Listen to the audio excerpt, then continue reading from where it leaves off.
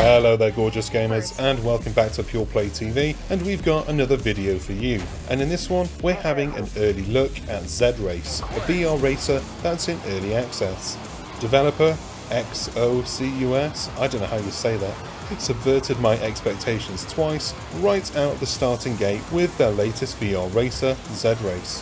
One of those was for the beta, and the other was neither good or bad, just surprising. Let's get on with it. First of all, I was not familiar with this game aside from the basics. And that's not just because I'm bad at my job as a VR game player. Mostly, it's because racing is the one thing in VR I can't do without getting sick. The very first game I bought for my very first headset was Dirt 4 for PSVR.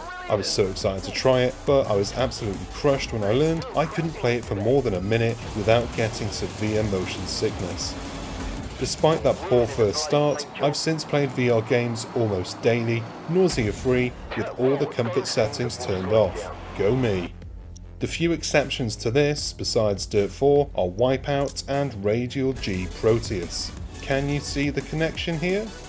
After spending the last few years running around in virtual reality with no motion sickness, I've come to the conclusion that VR racing is just one thing I'll never be able to enjoy. It was for this reason that I didn't really know much about Z-Race. After handling review duties for Radial G Proteus, I vowed to never play, and especially never review, a racing game again.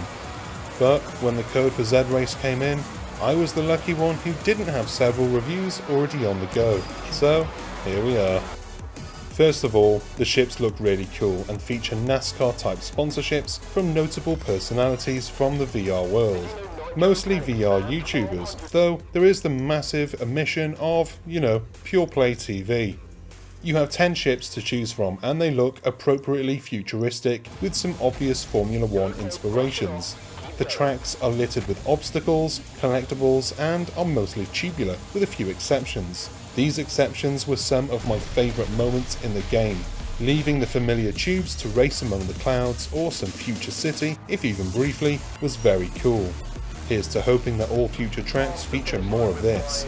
There are 12 tracks broken up into categories: Bronze, Silver and Gold.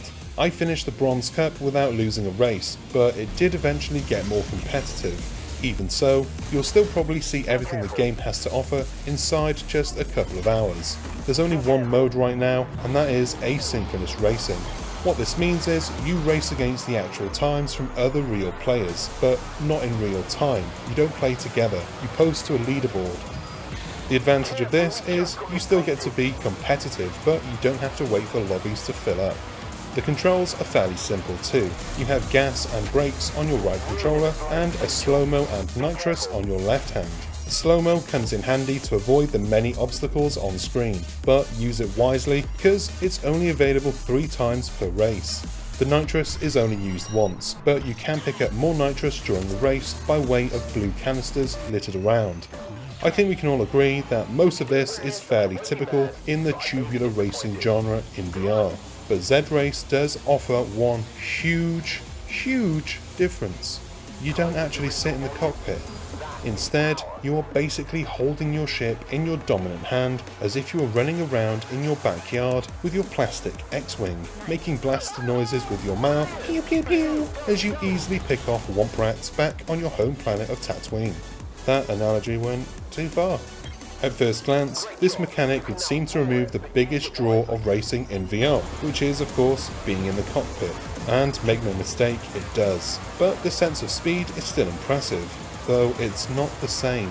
On the flip side, I managed to max out one ship and move on to the next without even a hint of nausea. So this is great for me, but I'm not sure that developing a racing game to appease a gamer like me, and not the die-hard VR racer enthusiast who is craving that in-cockpit adrenaline rush, is the smartest plan. But it is unique, and I can applaud that all day long. I initially played using a Quest 2 headset and the Link cable, although I enjoyed it far more using the virtual desktop app and sitting in a swivel chair. It almost felt like I was in a cockpit as I spun the chair left and right to help me turn. Right now, Z-Race is available on Steam Early Access for $20 on your favourite PC headset, but it's coming natively to the Quest in the near future.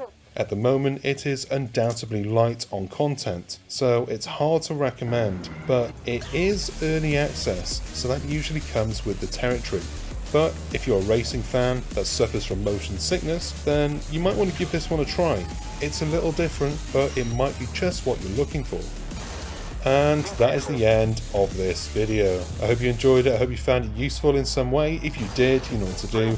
Go on down below, hit the like and subscribe buttons, and give the bell a little nudge too. If you go on further down below, you'll find the info box, and there you will find our website links, social media channels, and our supporters page. I've been Chris, you've been gorgeous, and I'll see you on the next one.